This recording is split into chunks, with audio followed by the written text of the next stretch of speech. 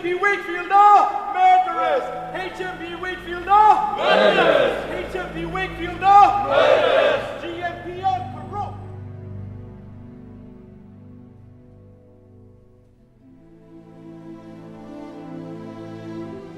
My name is Farooqi. I'm the son of Munir Farooqi. He is currently held in the prison behind me, which is HMP Wakefield. He was framed on terrorism charges under an intense undercover operation.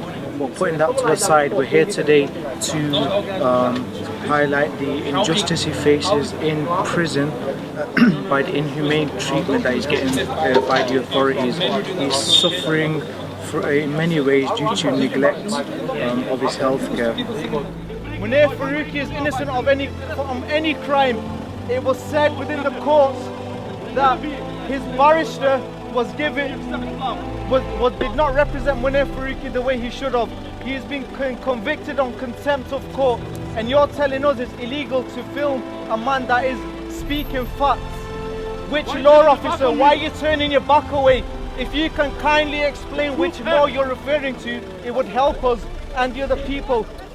The Farooqi family is an amazing case, to be honest, and it's one of the most shocking cases in the whole British war on terror.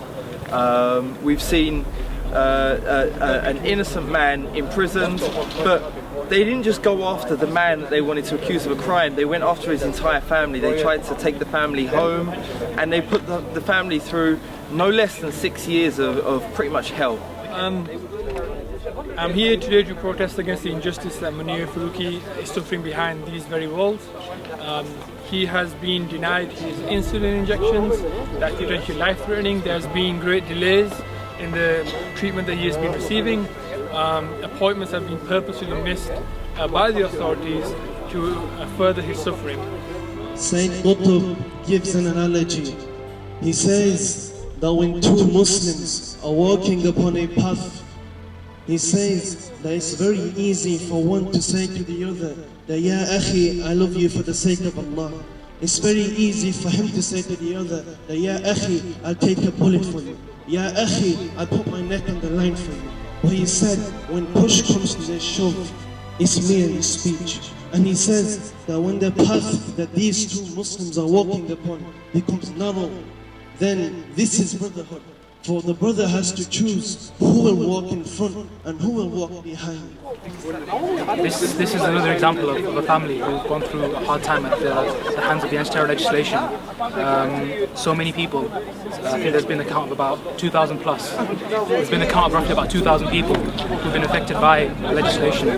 Those are fathers, brothers, husbands, and obviously there's a lot of families that are left behind, like the Munir Farooqi family.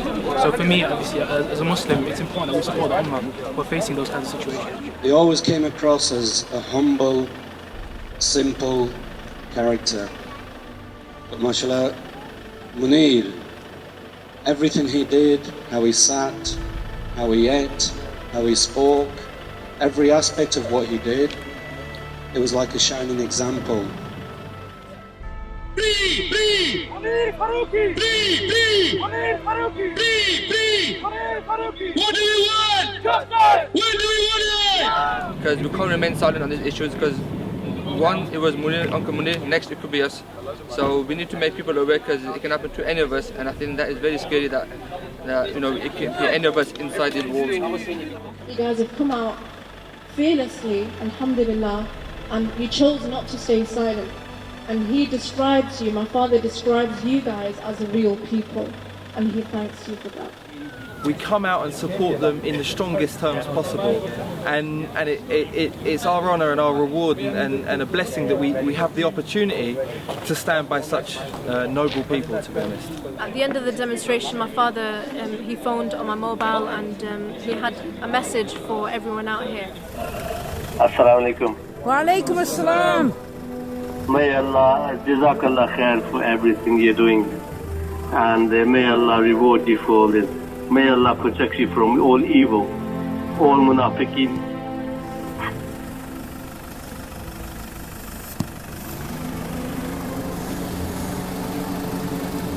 And all kafirin.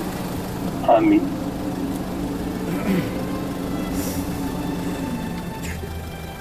Assalamu. For him, it's extremely humbling to note the total opposite extreme, where people are coming out of their comfort zones, leaving the families or coming with the families, leaving all the troubles behind. Everyone is tested in different ways, but he appreciates that, the fact that you step out and you come forth in the face of oppression, right in front of these walls, fearlessly. And this is what he really humbled him, so that it actually brought him to tears. And he appreciates and he thanks everyone for that, and he has nothing but du'as for you. So Jazakallah khair for that.